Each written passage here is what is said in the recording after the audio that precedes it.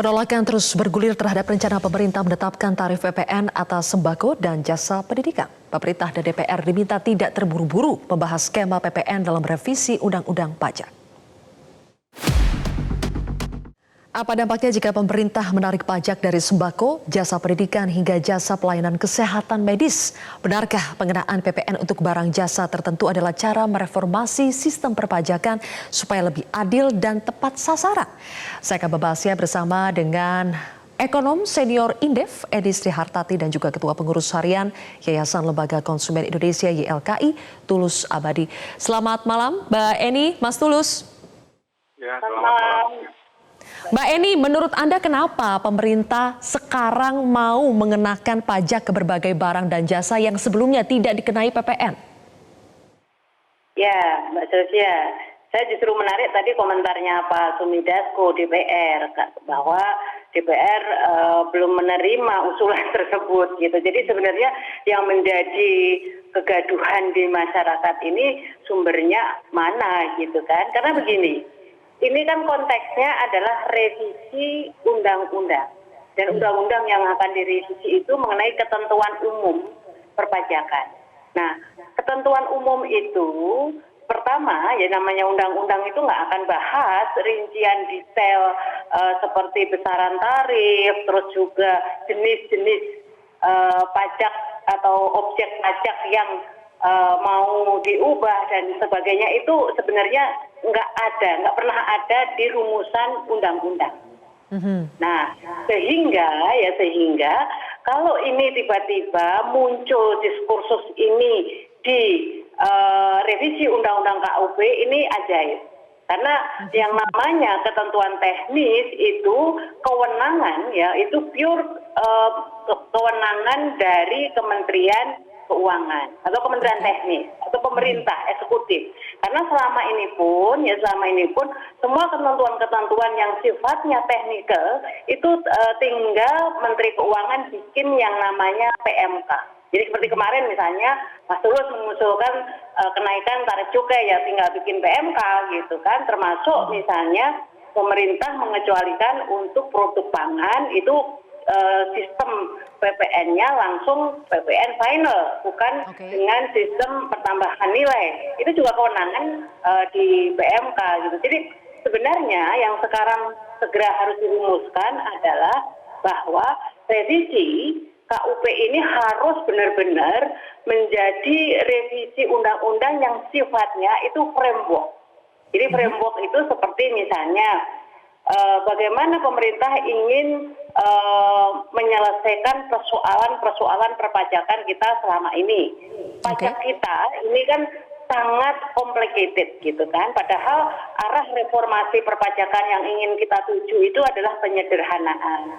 Dan kedua misalnya mengenai sistem. PPN selama ini pakai single tarif. Nah, kalaupun pemerintah nanti mengubahnya menjadi multi tarif itu seperti apa? Jadi bukan PPN itu Mbak Sylvia bukan berdasarkan siapa yang mengkonsumsi. Jadi kalau kita berbicara siapa orang itu masuknya PPH. Kalau PPN itu adalah objek barangnya. Jadi barang itu termasuk kebutuhan pokok atau tidak. Karena kalau kebutuhan pokok, dampaknya yang Mbak Sylvia tanyakan tadi, gambarannya begini, kalau sembako kena PPN, hari ini ya, setelah pandemi ini, pengeluaran masyarakat miskin itu 80% lebih hanya untuk pangan. Nah, kalau pangan ini diberikan PPN, jangan-jangan nanti 100% aja nggak cukup untuk hanya mencukupi kebutuhan pangan. Nah, artinya apa? Angka kemiskinan akan mengalami lonjakan yang luar biasa. Belum lagi nanti.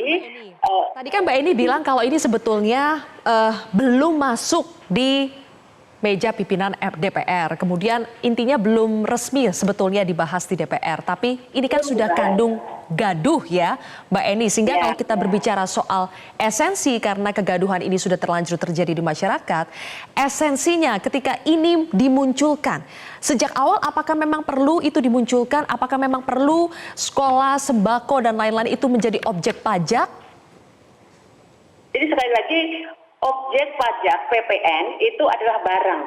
Nah, kalau sembako, ya sembako sekarang itu tidak kena PPN saja. Jadi sembako itu sampai hari ini tidak kena PPN dan seandainya pun ada yang kena PPN itu ditanggung pemerintah namanya. Ya. Jadi pajak yang ditanggung pemerintah. Artinya konsumen tidak membayar pajak sembako.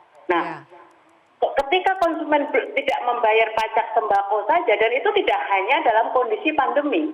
Jadi di luar kondisi pandemi pun selama ini yang berlaku, pajak sembako itu, pajak PPN sembako memang tidak ada. Nah itu pun sudah punya kontribusi tadi.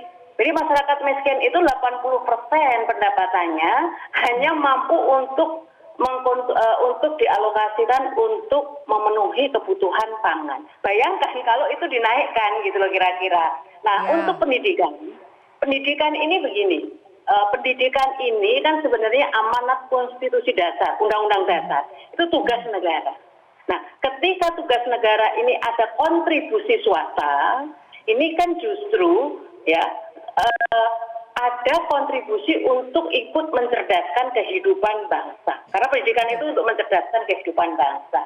Nah, sementara memang di kondisi real masyarakat ada yang namanya komersialisasi pendidikan, di mana banyak sekali penyedia layanan pendidikan dengan tarif yang sangat-sangat mahal. Nah, sementara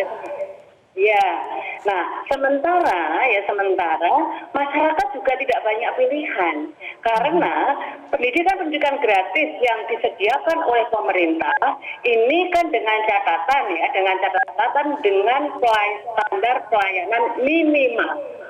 Nah, sehingga kalau masyarakat menganggap bahwa pendidikan itu adalah investasi terpenting buat anak-anaknya, maka dengan sendirinya mereka juga terpaksa merogoh kocek yang lebih dalam untuk agar anak-anaknya mampu mendapatkan pendidikan yang lebih berkualitas. Nah, jadi ini dua hal yang berbeda antara pendidikan yang mahal dengan PPN itu dua hal yang berbeda. Jadi kalau memang pemerintah ingin menghapus dan meminimalkan terjadinya komersialisasi pendidikan, instrumennya bukan PP. Oke, tahan dulu ya di situ Mbak Eni. Saya ingin tanya, kalau menurut Mas Tulus atau Mbak Eni, kalau kita berbicara soal keadilan, antara ini kan sebetulnya kalau kita lihat konsep yang ingin dibangun pemerintah adalah menerapkan PPN itu kepada kelompok atas. Yang disasar adalah supaya objek pajaknya itu dibayar oleh kelompok atas, kelompok yang dianggap kaya. Apakah memang betul seperti itu atau kata Mbak Eni sebetulnya kadang juga kalau kita bicara pendidikan bukan masalah kaya atau miskin, kadang-kadang memang tidak ada pilihan sehingga ada peran swasta di situ. Kalau Mas Tulus melihatnya seperti apa? Apakah memang ini PPN untuk memenuhi rasa keadilan atau justru menciptakan ketidakadilan baru? Ya, kalau ada dua hal. Kalau untuk kebutuhan pokok, saya kira itu jelas ketidakadilan yang sangat tidak adil karena PPN untuk kebutuhan pokok kan untuk menyangkut perut ya, untuk perut manusia yang notabene daya belinya juga masih kurang baik, masih rendah, tapi kemudian akan dikenakan pajak PPN. Nah, kalau kita komparasikan, di satu sisi pemerintah malah merelaksasi barang-barang yang seharusnya dikenakan pajak, misalnya relaksasi pajak untuk PPN BM mobil, ya itu kan direlaksasi, dibebaskan. Sementara pemerintah akan mengenakan pajak yang notabene menjadi basic need bagi masyarakat, yaitu kebutuhan pokok. Ini saya kira satu hal yang kontradiktif, yang seharusnya diberikan pajak tinggi, tapi malah direlaksasi, dibebaskan, tapi yang seharusnya tidak dikenakan pajak, malah dikenai pajak, sekalipun misalnya kecil. Ya, jadi saya kira secara ideologis ini bermasalah menurut saya ketika PPN itu diterapkan kepada bahan pangan.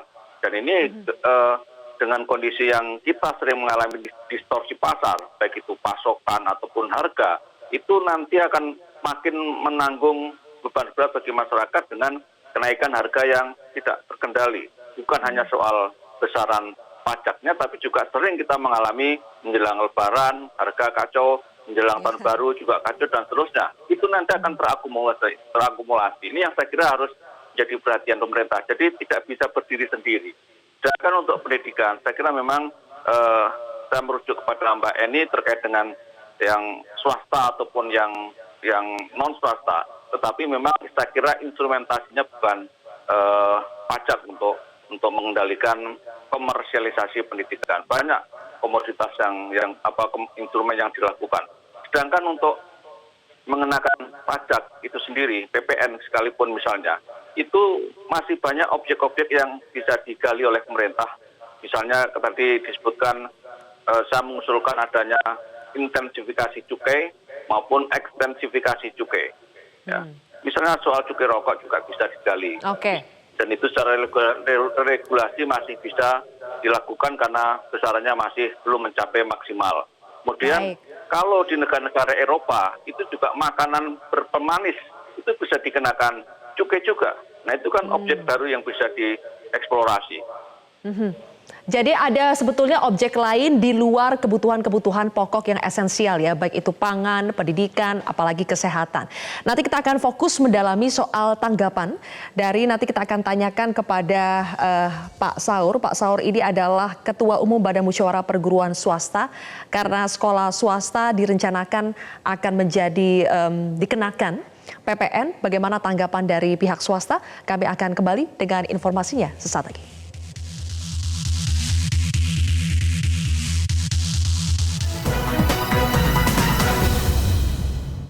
Agak susah buat sekolah kalau misalnya harus dikenakan pajak pertambahan nilai. Bukan agak, tapi susah ya, karena ini akan jadi komersialisasi di bidang pendidikan.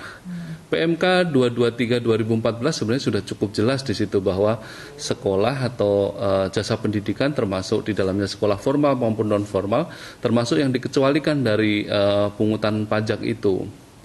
Efeknya adalah nanti uang sekolah akan naik karena ada pajak ya. Nah, sekarang saja dengan pandemi, angka putus sekolah sudah naik. Angka misalnya lost learning juga sudah naik gitu ya. Nah, kalau misalnya nanti diberikan pajak, maka ini akan membebani masyarakat. Pemirsa, saat ini sudah bergabung Ketua Umum Badan Musyawarah Perguruan Swasta, Ki Saur Panjaitan. Pak Saur, selamat malam. Selamat malam, Mbak Zulfia. Pak Saur, PPN jasa pendidikan diduga menyasar sekolah swasta. Kemudian tempat les yang profit oriented lah ya, tempat les yang premium, kalangan atas. Menurut Anda, apakah dengan cakupan ini akan memberikan keadilan karena kelompok kaya akan menyubsidi kelompok yang miskin? Halo, terima kasih saya diundang. Yang pertama saya ingin sampaikan bahwasanya ini swasta itu ada terbagi kita 3 kategori. Ada yang finansialnya standar, ada yang di bawah standar, ada yang di atas standar. Nah, yang di bawah standar sangat banyak sekali. Sedangkan yang di atas yang segelintir itu memang saya akuin ada. Jadi terkesan pajak ini, PPN ini adalah untuk menyisir ada segelintir yang itu. Padahal yang lainnya ini mau boro-boro kena PPN, untuk hidup sendirinya aja dia sudah tidak mampu. Jadi begitu dia ada keluar bahasa wacana untuk adanya PPN, ini dalam pandemi seperti ini sangat tidak bijak ya. Kita kaget sekali teman-teman sekolah swasta. Hari ini kita sekolah swasta Zoom di mana-mana untuk menyampaikan keberatannya tentang pengenaan PPN itu. Nah, Mbak Zulfia, dalam kondisi pandemi itu swasta itu bahkan sampai 50% baru masuk uang masuknya. Jadi sudah tidak mampu untuk membayar gaji gurunya. Untunglah pemerintah kemarin ada pelonggaran untuk penggunaan dana bos dan seterusnya. Nah sekarang mau dikenakan PPN, ini di kepala kita ini teman-teman yang lagi konsentrasi untuk bagaimana PPDB, proses penerimaan peserta didik baru, ini dikagetkan sekali dengan kegiatan ini gitu. Jadi kemana arahnya jadi bingung gitu ya. Bingung sekali kita nih. Masa kita yang dalam keadaan begini masih mau juga dikenakan PPN gitu. Ini mungkin statement saya yang pertama. Mohonlah kiranya kebijakan pemerintah itu dicek ulang. Saya senang. Tadi teman-teman kita, silakan Mbak Jogja. Iya, Pak Saur, ada anggapan kalau yang kita lihat secara kasar ya dari konteks yang ingin dibangun oleh pemerintah adalah bagaimana membuat PPN ini memiliki sasaran yang lebih tepat, yang lebih adil. Yang kaya mensubsidi yang miskin. Kemudian ada anggapan kalau semua yang masuk ke sekolah swasta berarti orang yang mampu, orang yang kaya. Padahal kan bisa saja memang tidak ada pilihan atau tidak kebagian kuota PPDB zonasi misalnya. Sebetulnya bagaimana sih situasi sekolah swasta saat ini terutama saat pandemi, dan bagaimana Anda melihat anggapan kalau misalnya nanti PPN ini hanya dibebankan kepada sekolah swasta, apakah itu memenuhi konsep keadilan yang ingin dicapai oleh pemerintah? Mbak Zulfia, dengan judulnya saja kita langsung sudah kaget-kaget gitu ya. Mau diapain lagi swasta ini? Nah, Mbak Zulfia, sekarang ini konsentrasi kami adalah untuk tanda petik memperebutkan sisa kuota dari sekolah negeri. Sisa kuota sekolah negeri itulah yang mau kita perebutkan PPDB. Nah, kami ini, sehingga kita banting setir, itu bahkan kita ini bersaingnya luar biasa, berlomba-lomba untuk mengurangkan SPP-nya, dikurangi SPP-nya. Nah, sekolah swasta ini, saya ingin garis bawahi Mbak Zulfia, teman-teman yang saya hormati, ini pemerintah, swasta itu harus sering-sering kami katakan terbagi 3 kategori, yang standar, di bawah standar, sampai dari standar. Banyakan lebih 80% Mbak Zulfia, secara finansial kita itu di bawah standar gitu ya. Jadi kayaknya dengan judulnya saja, sekolah mau dikenakan PPN, kita yang 80% langsung wow gitu ya. Nah, mungkin ada 1 atau 2 sekolah gitu ya, itu yang segelintir memang mungkin mereka itu mengutip biaya yang agak banyak, tapi dengan judul yang ini, kenapa sih nggak yang lain yang dikomentari ya bagaimana sekolah swasta yang kesusahan pandemi gitu loh, gitu loh Mbak. Oke, Mbak Eni, kalau tadi Pak Saur mengatakan sebetulnya kan yang kelompok atas yang dianggap kaya ini hanya segelintir, bisakah dibuat PPN itu dibedakan berdasarkan kelompok masyarakat, berdasarkan pendapatannya? Atau misalnya kalau kita ambil contoh sembako, bisakah kita membeda-bedakan PPN itu dikenakan pada sembako jenis apa, berdasarkan item yang mana? Apakah itu tidak akan semakin complicated? Ya, jadi Mbak Sylvia, memang ada hal yang harus benar-benar diluruskan terlebih dahulu secara konseptual. Jadi PPN itu adalah objek pajaknya adalah barang atau jasa. Nah, sementara kalau orang antara untuk membedakan beban kewajiban perpajakannya kepada negara, antara yang miskin dengan yang kaya itu namanya PPh. Jadi objek pajak untuk orang itu PPh. Tapi objek untuk barang itu dikenakan ke PPN. Jadi PPN itu tidak bisa dibedakan barang ini nanti dikonsumsi orang kaya atau orang miskin. Karena yang menjadi sasaran itu adalah jenis barangnya, kategori barangnya. Jadi kalau kategori barang itu pemerintah mendefinisikan sebagai kebutuhan pokok seperti selama ini, di luar pandemi pun sekali lagi kita masih tidak dikenakan PPN. Karena kontribusi terhadap inflasinya sangat tinggi sekali untuk barang-barang kebutuhan pokok. Nah, untuk barang-barang secondary atau barang-barang yang dianggap barang mewah itu bisa dikategorikan nanti pajaknya kalau memang pemerintah ingin menerapkan dengan perubahan dari single tarif sekarang menjadi multi tarif memungkinkan. Tapi yang harus diingat pula bahwa metode multi tarif itu harus disertai dengan database yang benar-benar valid, akurat. Kalau tidak, justru ruang peluang moral hazardnya juga semakin tinggi. Nah, jadi dari ini saja, ya dari konsep ini saja. Pertama tadi, revisi undang-undang KUP ini menyentuh hal-hal yang sifatnya teknikal, dan kedua salah konteks gitu loh. Jadi ini yang membuat kalau istilahnya Pak Saur, wow banget gitu kan, sehingga karena memang ini sesuatu yang sangat-sangat di luar rasionalitas masyarakat. Baik, terakhir nanti saya akan minta tanggapan dari Mas Tulus dari YLKI, tapi karena kita harus jeda lagi, pemirsa, Prime Talk akan kembali sesaat lagi.